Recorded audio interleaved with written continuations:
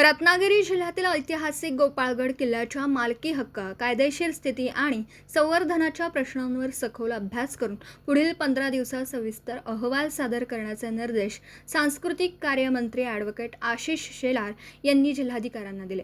गोपाळगड किल्ल्याचे ऐतिहासिक स्वरूप लक्षात घेता त्याची खाजगी मालकी आणि याचा मूळ इतिहास शोधण्याची गरज आहे. किल्ला मराठा कालखंडातील असून त्याचा ऐतिहासिक महत्त्व लक्षात घेता उपलब्ध अभिलेख, लिलाव प्रक्रिया, इव्हॅक्युए प्रॉपर्टीचा दर्जा आणि संबंधित कागदपत्रांची बारकाईने तपासणी करावी असाही निर्देश मंत्री ॲडव्होकेट शेलार यांनी दिले.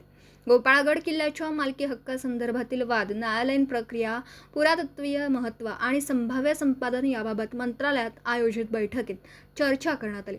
बैठकीत सांस्कृतिक कार्य विभागाचे सचिव डॉक्टर किरण कुलकर्णी, महसूल विभागाचा उपसचिव संजय धारुरकर, सांस्कृतिक कार्य विभागाच्या उपसचिव नंदा राऊत, उपसचिव महेश वाव्हळ, पुरातत्व विभागाचे संचालक डॉक्टर तेजस गर्गे तसेच दूरदृश्य प्रणालीद्वारे रत्नागिरी जिल्ह्याचे जिल्हाधिकारी, चिपळूणचे उपविभागीय अधिकारी, गुहागरचे तहसीलदार तसेच संबंधित अधिकारी उपस्थित होते.